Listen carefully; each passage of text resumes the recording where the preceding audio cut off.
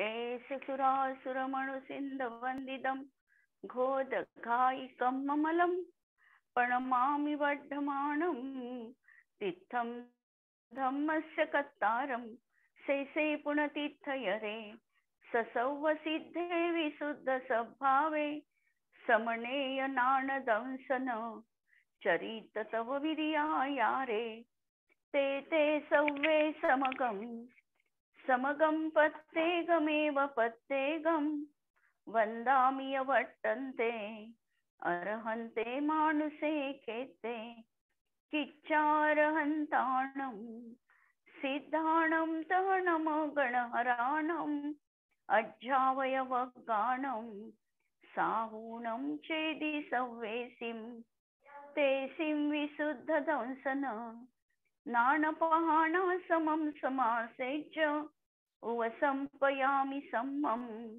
जत्तो निर्वाण संपत्ती. स्वाध्याय कक्ष संपेपर्यंत आपल्या सर्वांना चतुर्विध आहाराचा त्याग असणार आहे. अंतिम शासननायक 1008 भगवान महावीर स्वामी की जय. द्वादशांग श्रुत देवी की जय. प्रवचन सार ग्रंथ आपण बघतो आहे आणि ज्ञेय तत्व प्रज्ञापन अधिकारांतर्गत आत्म्याचं स्वरूप कथन करणारी 172 नंबरची गाथा आपण बघितली आणि अनेक तऱ्हेने आणि अनेक दृष्टीने आत्म्याचं स्वरूप आचार्यांनी कशा तऱ्हेने विशद केलेलं आहे हे बघितलं. आत्मा अमूर्तिक आहे हे सांगून आत्म्याला पुद्गल द्रव्यापासून पृथक केलं. तर आत्मा हा चैतन्य रूप आहे हे सांगून बाकीच्या अजीव द्रव्यांपासून देखील भेद भिन्नता दर्शविल्या गेली आणि आत्मा चैतन्य गुणाच्या माध्यमातूनच आपल्या स्वतःची ओळख परिचय अनुभव करू शकतो. ही गोष्ट यथार्थतः आम्ही अंतरंगात ठसवायला हवी आहे. अशा तऱ्हेने ही गाथा बघितल्यानंतर प्रश्न आता असा उपस्थित झाला की जर हा जीव अनादी कालापासून द्रव्य कर्मांनी बद्ध आहे, आत्म्या पुद्गलाचे गुणधर्म सांगताना हे सांगितलेले होते की स्निग्ध वृक्षत्वामुळे पुद्गलाचा एकमेकांशी बंध होतो. आता अनादी कालापासून हा जीव कर्मबंधास सही आहे आणि याच्यामधली एक बाजू तर पुद्गलाची नाही, एक बाजू अमूर्तिक आत्म्याची आहे आणि दुसरी बाजू मूर्तिकाची आहे. दोन्ही बाजू मूर्तिक असताना आम्ही बंध समजू शकतो स्निग्ध वृक्षत्वादी गुणांमुळे, पण एक बाजू त्या ठिकाणी सर्वस्वी विपरीत आहे. मूर्तिक आणि अमूर्तिक सर्वस्वी भेदरूप आहे. असं असताना या अमूर्तिक आत्म्याचा मूर्तिक अशा कर्माशी बंध कसा काय संभवनीय आहे किंवा मूर्तिक आणि अमूर्तिक द्रव्य कसे काय बांधले जाऊ शकतात ही गोष्ट आम्हाला असंभवनीय वाटते. हा प्रश्न या 173 नंबरच्या गाथेमध्ये आचार्यांनी उपस्थित केलेला आहे. शंकाकाराची शंका जणू आचार्यांना प्रथमतःच कळते आणि त्या अनुषंगाने त्यांनी प्रश्न आणि त्याचं समाधान, पहिल्या गाथेमध्ये प्रश्न आणि नंतरच्या गाथेत समाधान, अशा या जोड गाथा या ठिकाणी सांगितलेले आहे. आपण पहिल्यांदा 173 नंबरची गाथा प्रश्नाची समजून घेऊया. 173 नंबरची गाथा. मुत्तोरुवादि गुणो बज्जदि फासेहिम अन्नमण्णेहिम तव्विवरीदो अप्पा बज्जदि किधपोग्गलं कम्मं. मुत्तोरुवादि गुणो बज्जदि फासेहिम अन्नमण्णेहिम तव्विवरीदो अप्पा बज्जदि किधपोग्गलं कम्मं. अमूर्त अशा आत्म्याला स्निग्ध वृक्षत्वाचा अभाव आहे आणि तरी देखील बंध कसा होतो या प्रश्नार्थक ही गाथा. रुवादि गुणो मुत्तो फासेहिम अन्नमण्णेहिम बज्जती. रूपादी गुणयुक्त मूर्ती पुद्गल स्पर्श गुणविशेषामुळे एक दुसऱ्याशी बंधास प्राप्त होतो. कारण परमाणू परमाणूचा बंधाची सगळी गाथा आम्हाला या ठिकाणी 171 पर्यंत मिळालेले आहे. आणि कशा तऱ्हेने दोन पुद्गल परमाणू एकमेकांशी त्यांच्यामधील असलेल्या स्पर्श वृक्षत्व गुणामुळे बद्ध होतात हे आपण पाहिलेलं आहे. अप्पा तव विपरीतो, आत्मा तर त्याच्यापेक्षा विपरीत आहे. आत्म्यामध्ये तर अशा प्रकारे स्निग्ध वृक्षत्वपणा नाही, आत्म्यामध्ये अमूर्तपणा आहे, पुद्गलासारखा रूपीपणा त्याच्यामध्ये नाही. तम तो पुद्गलम कम्मम किध भज्जती, तर असं ते पुद्गल कर्म आत्म्याशी कसं काय बांधल्या जात हा प्रश्न आहे. टीका पहा. रूपादी गुणांनी युक्त असल्यामुळे यथोक्त स्निग्धत्व वृक्षत्व या स्पर्श विशेषामुळे दोन मूर्तिक पुद्गलांमध्ये परस्पर बंधाचा तर निर्णय होतो. त्याच्यामध्ये जर जघन्य अंश नसेल, द्व्यधिकादी गुणानाम तू, अशा प्रकारचा स्पर्शामधला स्निग्ध आणि वृक्षपणा या दोन गुणवैशिष्ट्यामुळे पुद्गल परमाणू एकमेकांशी संबंधित होतात ही गोष्ट तर जगमान्य आहे किंवा आगम संमत देखील आहे. परंतु तो बंध अमूर्त आत्मा आणि मूर्त कर्म पुद्गल यांच्यामध्ये होतो असे कसे मानावे? कारण एकामध्ये तर ते गुणच अस्तित्वात नाही आणि जे गुण त्याच्यामध्ये नाही तर त्या गुणामुळे बंध होतो असं मानावं तरी कसं? कारण मूर्त कर्म पुद्गल रूपादी गुणांनी सहित आहे, त्यामुळे तेथे तर यथोक्त स्निग्ध वृक्षत्व स्पर्श विशेषाचा संभव आहे.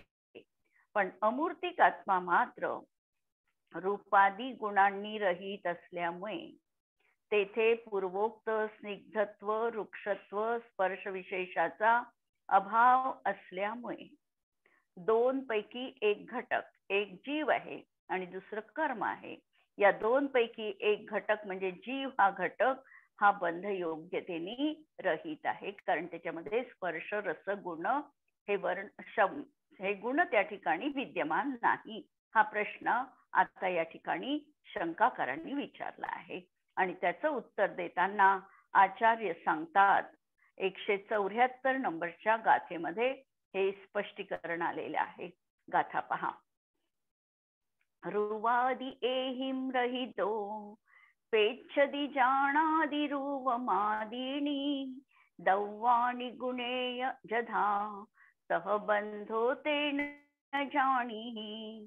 रुवादी एहिम रहितो पेच्छदी जाणादी रूवमादिनी दौवाणी गुणेय जधा सह बंधो तेन जानीहि. रुवादी एही रहितो, रूपादिकांनी रहित असलेला हा आत्मा. पहिल्यांदा तर हे नक्की करायचं आहे की आत्म्यामध्ये स्पर्श रस गंध वर्ण हे गुण निश्चयाने नाही, रूपादी गुणांनी हा रहित आहे. जधा रूवम आदीनी दौवाणी य गुणे पेच्छदी आणि जाणादी. असा जरी हा आत्मा असला तरी देखील ज्याप्रमाणे रूपादी मूर्तिक अशा द्रव्याला आणि गुणांना पाहतो आणि जाणतो. काय सांगितलं उत्तर? की ज्याप्रमाणे आत्म्यामध्ये रूपादी गुण नाही त्याने तो रहित आहे हे सत्य आहे, पण असा आत्मा, असा अमूर्तिक आत्मा मूर्तिकाला जाणण्याला समर्थ आहे. मूर्तिक अशा रूपादी पदार्थांना, रूपादी पुद्गल द्रव्यांना तो जाणतो आणि पाहतो. तह तेन बंधो जाणीवी. त्याप्रमाणे त्याच्याशी रूपीपणाचा अरूपीपणा बरोबर बंध देखील संभव आहे. ज्याप्रमाणे हा आत्मा अमूर्तिक असतानाही रूपादिकांचा जाणणहार आहे, त्याला हे ज्ञात होतं, त्याच्या गुणांना तो जाणतो आणि म्हणून हा आत्मा असा मूर्तिक आत्मा मूर्तिक कर्माशी देखील बद्ध होतो. टीकाची अत्यंत महत्वपूर्ण अशी टीका या गाथेवर आचार्यांनी दिलेली आहे अमृतचंद्र आचार्यांनी. ज्याप्रमाणे आत्मा रूपादी रहित असूनही रूपी द्रव्यांना आणि त्यांच्या रूपी गुणांना पाहतो आणि जाणतो. ही गोष्ट तर सत्य आहे. आत्मा ज्ञान स्वभावी आहे, जाणणं हे त्याचं कार्य आहे. तो अमूर्तिक पदार्थालाही जाणण्याला समर्थ आहे आणि रूपी पदार्थांनाही तो जाणण्याला समर्थ आहे. रूपी पदार्थांना जाणतो याचा अर्थ रूपी पदार्थाच्या स्पर्श रस गंध वर्ण सर्व गुणांना तो जाणतो. एवढंच नव्हे तर रूपी ज्या द्रव्याच्या ज्या पर्याय विशेष आहे त्यालाही हा जाणण्याचं कार्य करतो. रूपी द्रव्याच्या पर्याय विशेष 10 प्रकारच्या सांगितलेल्या आहे. शब्दबंध सूक्ष्म स्थौल्य ह्या त्या सगळ्यांना हा जाणण्याचं कार्य करतो आणि त्यांच्या गुणांना देखील जाणतो. त्याचप्रमाणे रूपादी रहित असा आत्मा रूपी अशा पुद्गलाशी बांधलाही जातो. आणि म्हणून सांगितलं एका याच्यात जर तो रूपी पदार्थाला जाणू शकतो, पाहू शकतो, तर तो आत्मा रूपी कर्मासोबत बद्ध देखील होऊ शकतो. नाहीतर तेथेही आत्मा रूपी द्रव्यांना आणि गुणांना जाणतो कसा आणि पाहतो कसा असा प्रश्न उपस्थित होणे अनिवार्य आहे. हे अरूपी आत्म्याचा रूपी पुद्गलाशी बंध हा अत्यंत दुर्घट असल्याने दृष्टांताने समर्थनीय नाही, म्हणून त्यास दृष्टांत बनविले असेही नाही. आणि हा बंध हा सगळ्यांना समजू शकणारा बंध आहे. हा अत्यंत दुर्घट असा प्रकारचा बंध नाही, हा नित्य अनुभवात येणाऱ्या प्रकार आहे. त्यामुळे यासाठी असा समर्पक असा दृष्टांत सर्वांच्या लक्षात यावा म्हणून या ठिकाणी साधारण दृष्टांत दिल्या गेलेला आहे. कारण हे बंधन आम्ही निरंतर बघतो आहे, निरंतर आम्हाला अनुभवात येत आहे आणि म्हणून जरी हे दुर्घट असं बंधन असलं तरी देखील याला दृष्टांताच्या माध्यमातून आचार्यांनी समजविण्याचा प्रयत्न केलेला आहे. परंतु दृष्टांताने आबाल वृद्ध सर्वांना सहज प्रगट आहे. सहज प्रगट आहे म्हणजे ही गोष्ट सर्वांना नित्य ज्ञात होणारी आहे. कुणीही अज्ञ देखील त्या ठिकाणी हे बंधन समजू शकतो. याचाच खुलासा असा ज्याप्रमाणे बालकाचा किंवा गोपाल किसानांचा त्यांच्यापासून पृथक अस्तित्व असणाऱ्या मातीच्या बैलाला किंवा साक्षात बैलाला पाहत असताना किंवा जाणत असतानाही त्याच्याशी संबंध नाही. लहान मुलांचं आपल्या खेळण्यांवर अतिशय प्रेम असतं. त्यांचा खेळणं जर तुटलं तर त्यांना स्वतःच काहीतरी हरविल्याचं दुःख जीवनात होतं आणि त्या बालकाला रडू येतं. तो मातीचा बैल का असेना त्या बैलाला देखील तो आत्मित्व बुद्धीने बघतो आणि अनुभवतो आणि म्हणून अशा प्रकारे वास्तविकतः त्या मातीच्या बैलाचा आणि त्या बालकाचा कुठल्याही तऱ्हेचा संबंध नसताना सुद्धा आत्मत्व बुद्धी त्याची तिथे असते आणि त्यांनी त्या बैलामध्ये ममत्व भाव निर्माण करून त्या बैलाविषयी त्याची एक प्रकारची संबंध तो प्रस्थापित करतो. वास्तविकतः त्याचा आणि बैलाचा कोणताही संबंध नाही. किंवा एखादा किसान असेल त्याचा देखील त्याच्या बैलाशी कोणताही संबंध असत नाही. तो जाणतो आहे बैलाला, त्याच्याकडून कामही करून घेतो आहे, पण त्याचा आणि बैलाचा संबंध नाही.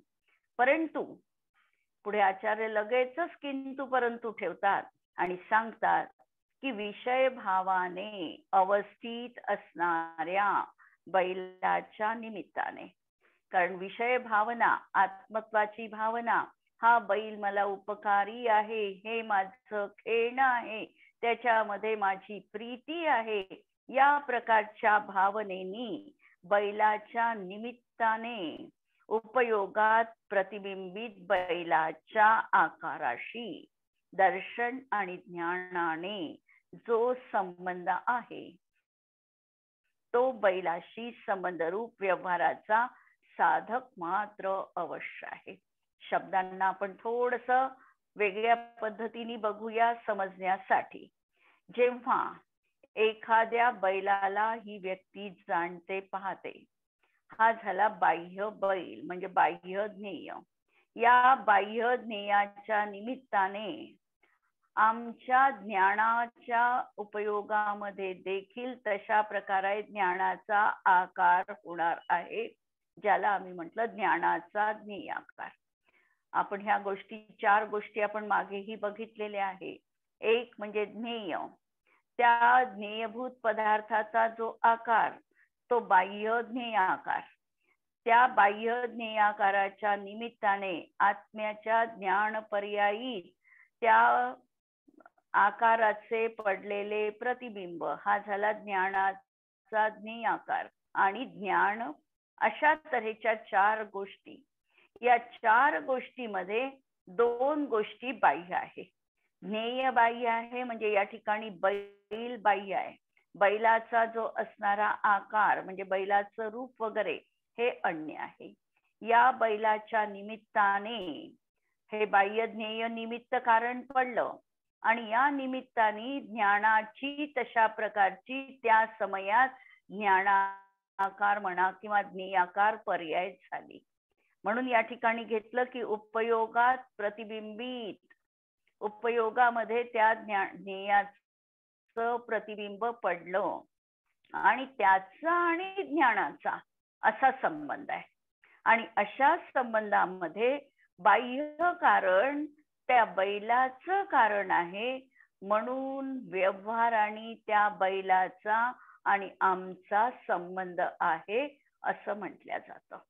लक्षात घ्या, कोणतीही गोष्ट जाणत असताना आम्ही बाह्य ज्ञेयाला वास्तविकतः आत्मा जाणत नाही. आत्मा जाणतो तो प्रतिसमय आपल्या ज्ञानाच्या पर्यायीला जाणतो. पण या ज्ञानाच्या पर्यायीला जाणत असताना जे बाह्य ज्ञेय आहे, बाह्य वस्तू आहे, ती निमित्त कारण पडलेली आहे. म्हणजे समजा मी आत्ता जाणते कशाला आहे, तर माझ्या ज्ञान पर्यायीला जाणते आहे. या ज्ञान पर्यायीसाठी निमित्त कारण काय पडलं, पुस्तकातले शब्द किंवा पुस्तक हे त्या ठिकाणी बाह्य ज्ञेय पडलं. म्हणून या ज्ञेयाच्या निमित्ताने, पुस्तकाच्या निमित्ताने मला ज्ञान झालं, अशा प्रकारचा व्यवहार त्या ठिकाणी प्रस्थापित होतो. वास्तविकतः पुस्तक हे बाह्य निमित्त कारण आहे. मला माझ्या ज्ञानाच्या पर्यायीचं ज्ञान होते आहे, ही वस्तुस्थिती आहे किंवा हा निश्चय आहे. पहिल्यांदा आम्हाला इथे समजायचं आहे, आम्ही असं नेहमी समजतो की मला बाह्य वस्तूंमुळे ज्ञान झालं. व्यवहारात असं म्हणणं गैर नाही, परंतु निश्चयाने बारीक रीतीने बघितलं तर मात्र पुस्तक हे फक्त आमच्या ज्ञान पर्यायीचं कारण बनलेलं आहे आणि त्याला मुख्यता देऊन पुस्तकामुळे ज्ञान झालं अशा प्रकारचा व्यवहार घटित होतो.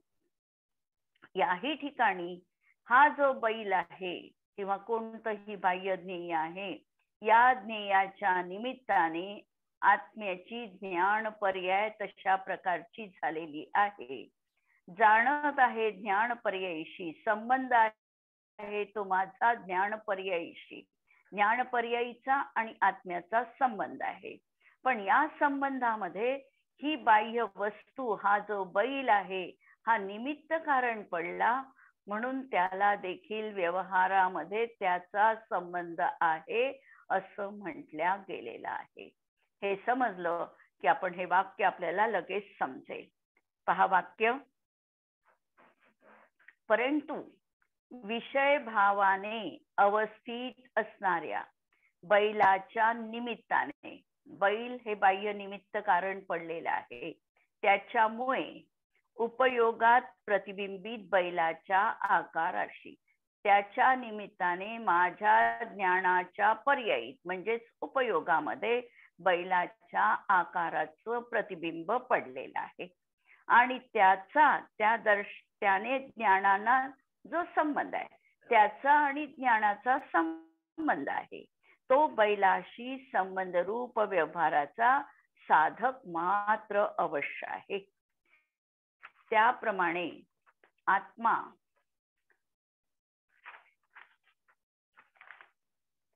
अरूपीपणाने स्पर्शादिकांनी रहित आहे. त्याप्रमाणे आत्मा हा कसा आहे तर अरूपी आहे, स्पर्श रसगंध वर्णांनी रहित आहे.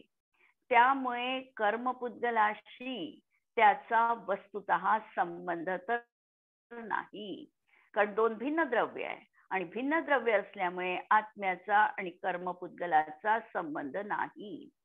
तरी एकाच क्षेत्रामध्ये राहणाऱ्या कर्मपुद्गलाच्या निमित्ताने उपयोगामध्ये असणारा रागद्वेषादी विकाराशी संबंध हा कर्मपुद्गलाशी बंधरूप व्यवहाराचा साधक आहे.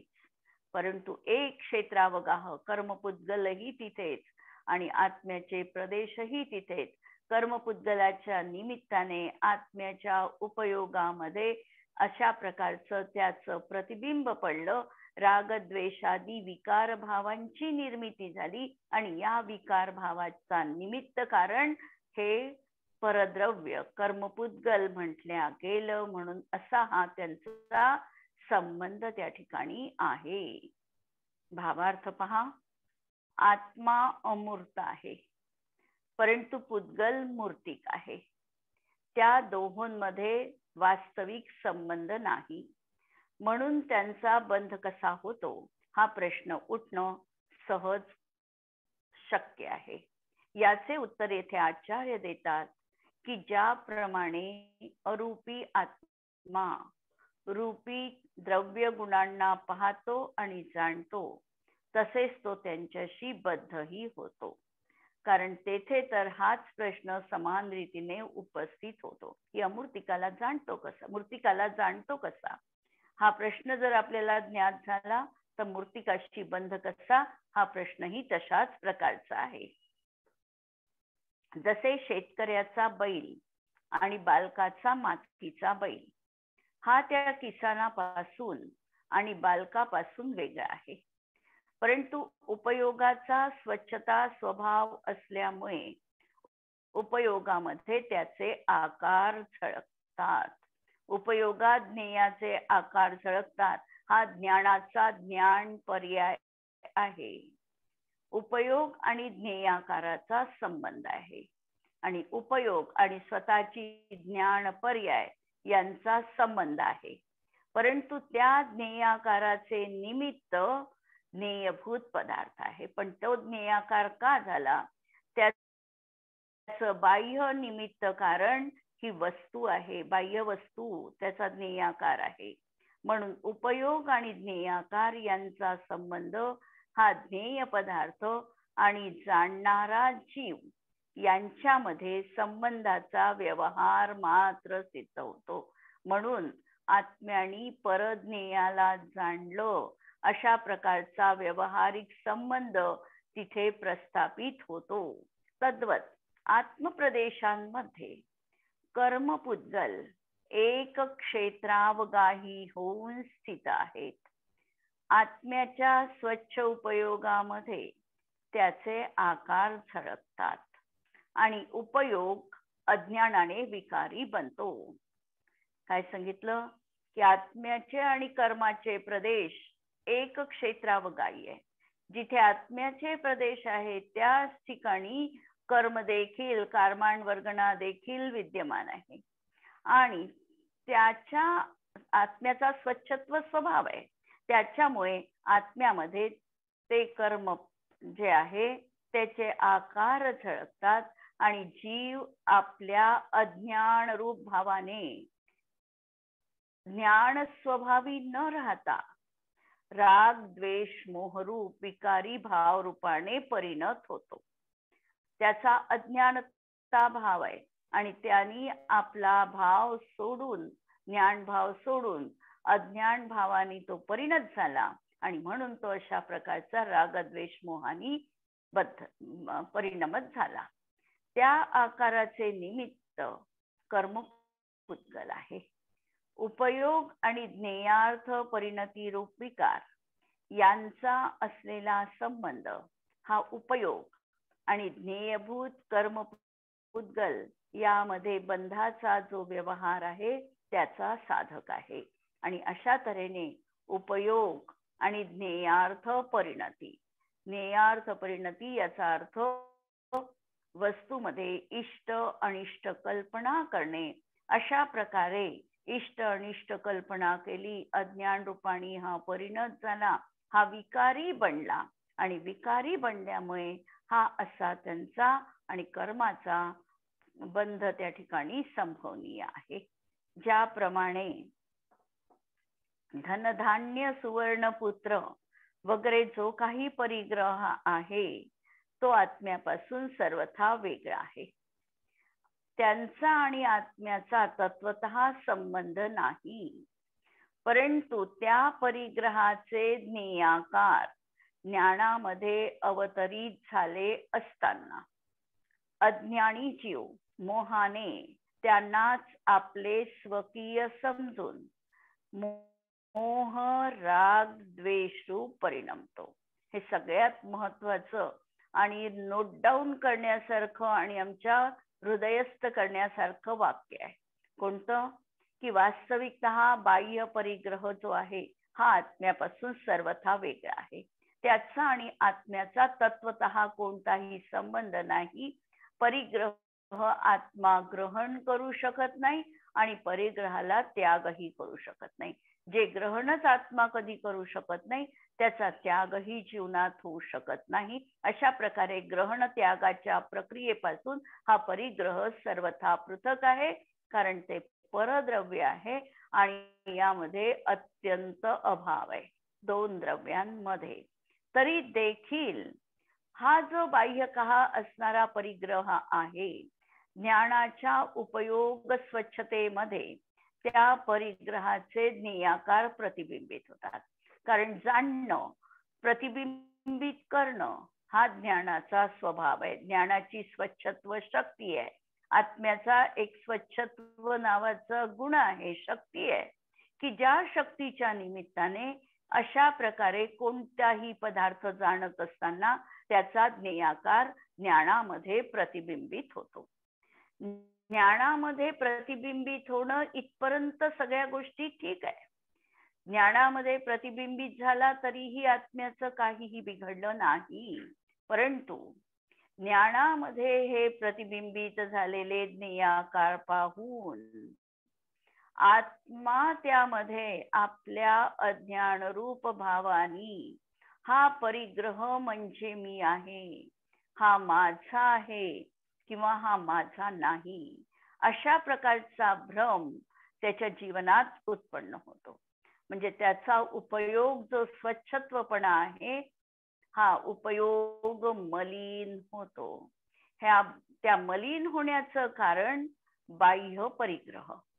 वास्तविकतः नुसत्या जाणण्याच्या कक्षेपर्यंत त्याचं ज्ञान सीमित राहिलं असतं तर काहीही बिघडलं नसतं. जाणणं हा त्याचा स्वभाव आहे आणि जाणण्यामुळे कधीही कर्मबंध होणार नाही. पण हा आपली कक्षा ओलांडून म्हणजे जाणण्याच्या कक्षेबाहेर पडतो. जसं सीतेने आपली मर्यादा रेषा ओलांडली त्याप्रमाणे ज्ञानाने देखील आपली मर्यादा रेषा ओलांडली आणि त्याच्या बाहेर त्याचं ही वस्तू इष्टकारी आहे, हा परिग्रह माझा स्वकीय आहे, हा माझा जीवकी प्राण आहे, हे तर मला हवंच आहे, अशा प्रकारच्या मोह राग द्वेष परिणतीमध्ये याचा उपयोग जो आहे हा मलिन झाला. लक्षात घ्या. आणि म्हणून हा असा मोह राग द्वेष रूपाने परिणमतो. आणि म्हणून आत्म्याचा वस्तुतः संबंध मोह राग द्वेष रूप विकारी परिणामाशी आहे. मग आत्म्याचा नेमका संबंध कुठे आहे? तर आत्म्याचा पराशी संबंध तो ज्ञानी असेल तरीही नाही आणि तो अज्ञानी असेल तरीही नाही. ज्ञानीला तर पूर्ण अभिप्रायामध्ये ज्ञान झालेलं आहे.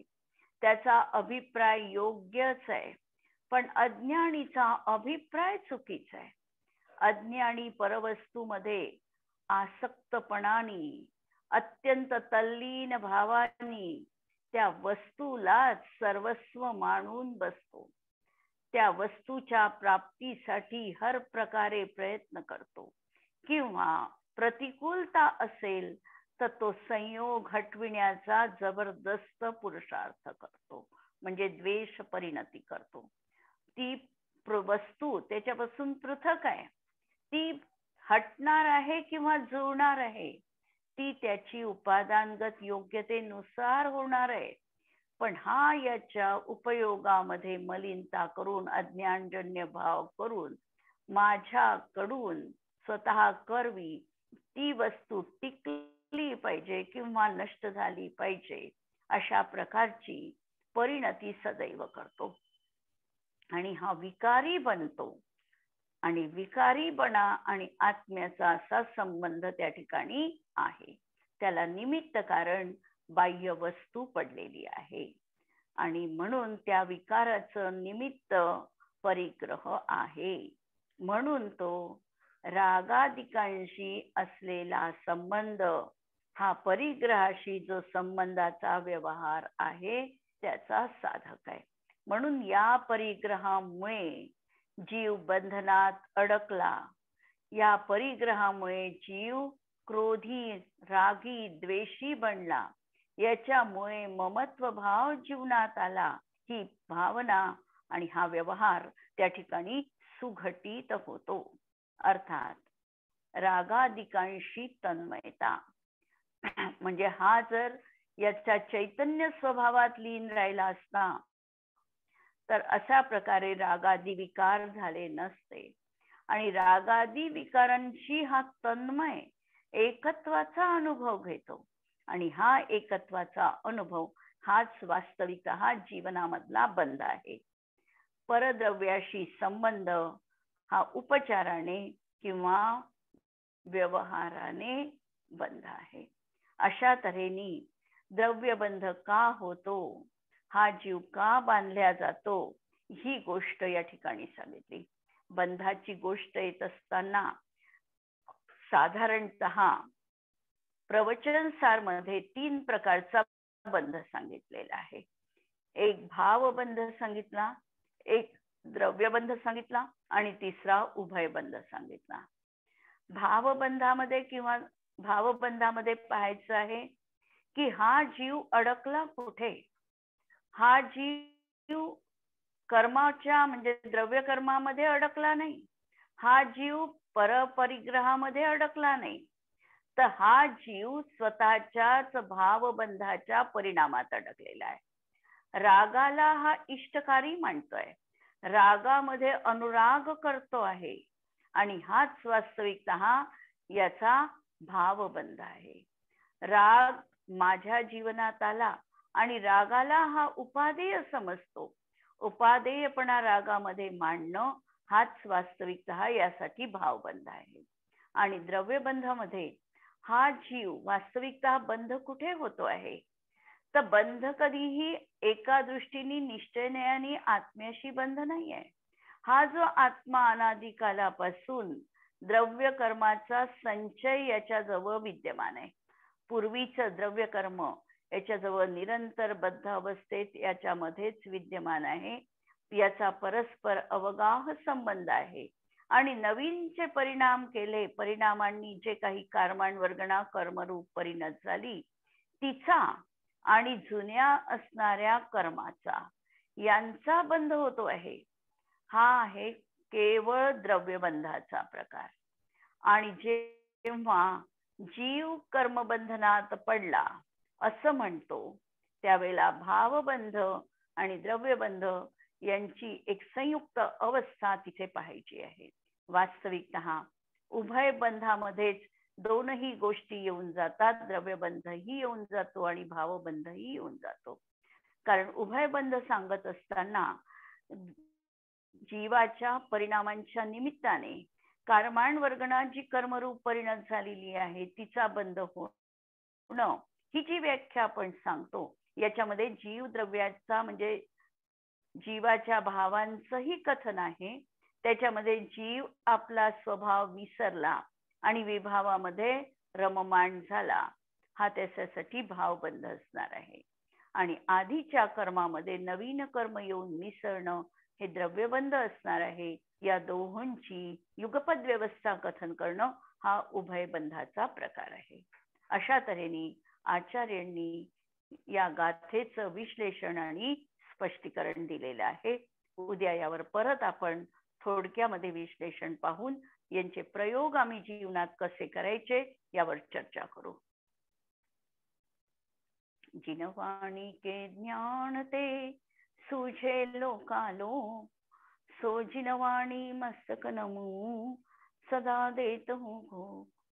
नमो अरिहंताणम, नमो सिद्धाणम, नमो आयर्याणम, नमो उज्जयाणम, नमो लोये सवसाहुणम. सर्वांना जय जिनेंद्र.